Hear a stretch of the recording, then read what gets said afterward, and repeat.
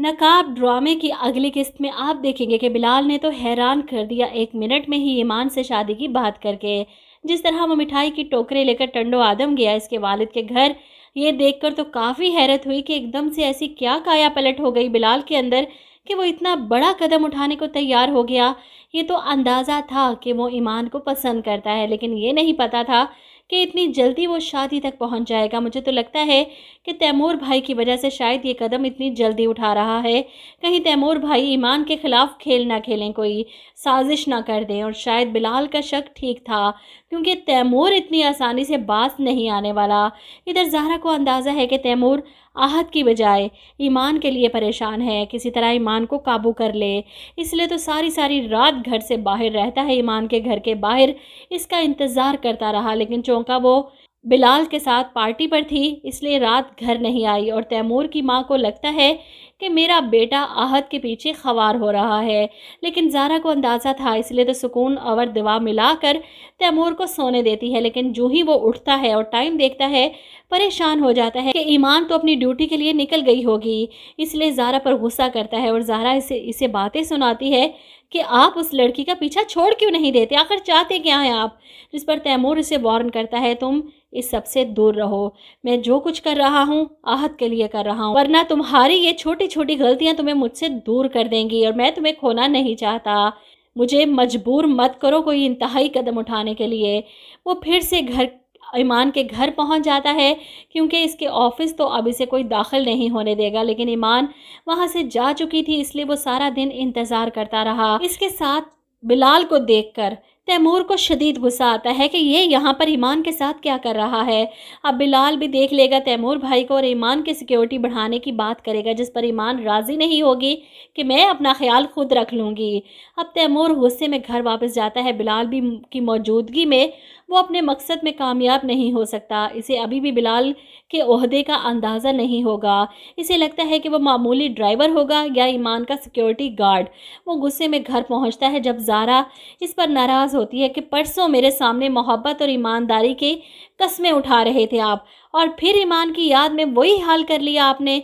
जिस पर तैमूर कहता है, ये दुख तुम अपनी शक की फितरत की वजह से झेल रही हो, वरना ईमान की पहरेदारी और इससे ताल्लुक़ तो तुम्हारा भाई निभा रहा है। ज़ारा को शदीद गुस्सा कि मेरे भाई को इस सब के बीच लाने की ज़रूरत नहीं, जो कुछ आप कर रहे हैं वो ठीक नहीं। ये ना हो कि मैं ताया अबू या ताई अम्मी को इस बारे में सब बता दूँ। यह सुनकर तैमूर गुस्से में इसका मुंह दबोच लेता है, इसे बेड पर धक्का देते हुए कहता है, तुम ऐसा करके तो देखो, फिर देखो मैं तुम्हारे साथ करता क्या हूँ। वहीं दूसरी तरफ आहत को हथकड़ियों में इसके ताया के पास लाया जाता है, जो इसकी ज़मानत करवाने पुलिस स्टेशन आए थे। वो हर मुमकिन कोशिश कर रहे हैं किसी तरह आहत को छुड़वा लें। इधर आप देखेंगे कि तैमूर लैला को देखकर इसके पास आता है कि शायद वो आहत की वजह से परेशान है। इसे तसल्ली देने की कोशिश करता है कि मैं जल्द आहत को छुड़वा लूँगा, मैं जानता हूँ कि तुम इस वक्त अकेले हो और परेशान हो। तैमूर की बात सुनकर लैला गुस्से से कहती है कि आपको क्या लगता है कि तैमूर मैं यहाँ इसलिए बैठी हूँ कि इस दुनिया में मुझसे कदम से कदम मिलाकर चलने वाला कोई नहीं। बिलाल से अपना ताल्लुक मैंने खुद तोड़ा है, क्योंकि उसकी बुज़दिली की वजह से मुझसे मेरी मोहब्बत एक कदम और दूर कर दी गई थी। तैमूर इसकी बातों को इग्नोर कर दे, क्योंकि इस लड़की सी की मोहब्बत से इसे कोई सरोकार नहीं। जो औरत खुद मोहब्बत के लिए मर्द के कदमों में बिछी जा रही हो, मर्द कभी भी ऐसी औरत को घास नहीं डालता। जैसा कि ज़ारा है, जैसा कि लैला है, तैमूर को इन दोनों की कदर नहीं। और जो मर्द को इग्नोर करती है, इसकी मोहब्बत को ठुकराती है, इसे घास नहीं डालती। मेरा ख्याल है कि मर्द इस बात को अपनी अना का मसला बना लेता है और उस औरत को ज़ेर करने के लिए हर हद पार कर देता है। दूसरी तरफ ईमान बिलाल के ऑफिस में आती है ये पूछने के लिए कि आपके अब्बा से बात हुई थी, क्या कहा उन्होंने, क्या जवाब दिया। लेकिन बिलाल ये बात ईमान पर रख देता है, वो तुमसे खुद बात करेंगे, जवाब तो आपने देना है। खैर वो ईमान को वार्न करता है कि तैमूर से बच कर रहे।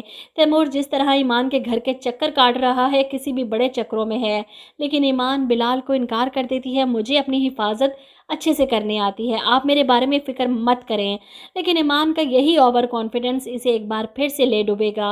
वो शाम के वक्त ड्यूटी करके घर वापस आती है तो इससे पहले ही तैमूर इसके घर में मौजूद था। एक बहुत बड़ा बैग पैसों का लेकर। तैमूर को अपने घर में देखकर ईमान घबरा जाती है। आप यहाँ पर क्या कर रहे हैं? इसकी आंखों में खौफ है। चाहते क्या हैं आप? जिस पर तैमूर चिल्लाता है, ईमान मैं तुम्हें चाहता हूँ। वो बेबसी की तस्वीर बनी इस तैमूर के सामने।